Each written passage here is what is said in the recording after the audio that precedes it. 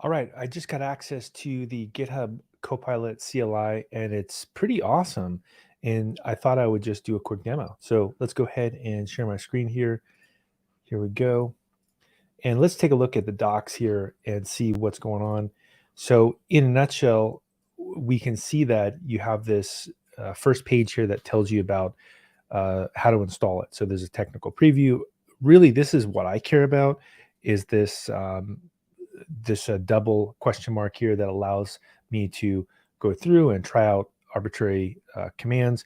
Notice we'll also need to install Node, which can be a little bit of a pain if you're not used to it. So what I'm going to do is I'm going to go over to an environment I've got set up here, and I'm going to open up a code space. So let's go ahead and go here, and let's go to this Rust MLOps template here, and I already have a code space active.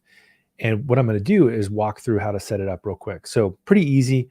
I have a setup.sh file here where what I did is I did a curl command that is able to get the Node.js package for Ubuntu. So that's the first thing I did. Then I did a sudo npm install, which is listed inside of the GitHub Copilot CLI instructions. And then I had to auth inside, put this code into a auth form, and then that's it. And then if in the future, if I want to upgrade things, that's all I have to do. So what can we do and why do we care about this? Actually, one last thing, you also want to go here and put this into your bash RC or put this into your ZSH RC. So you can take a look at this. If I go here,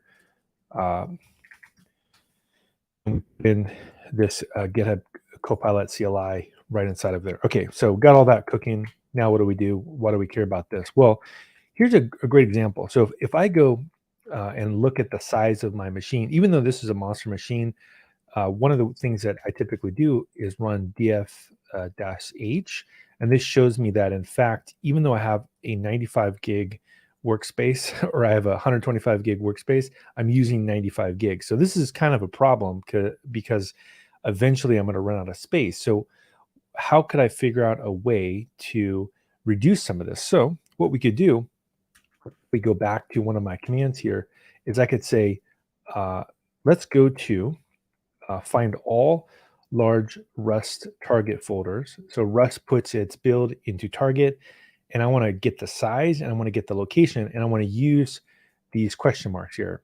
And these question marks prompt GitHub Copilot CLI to figure out what is the shell command. So it uses natural language to actually go through here and figure out a shell command. Awesome.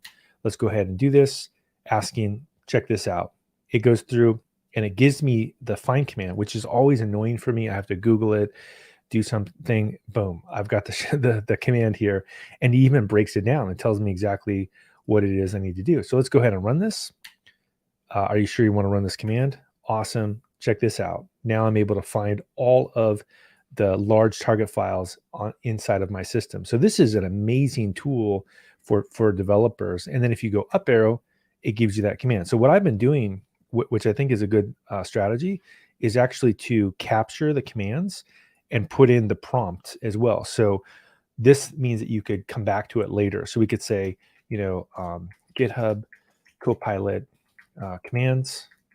That way we're capturing our work, and we can say the prompt, which is the prompt that I put in, and then we can put in the CMD. That way I can come back and I can reuse these commands in the future. So again, if I just go through here, I can find my prompt. So I think this is an amazing tool for productivity, and people are going to want to play around with.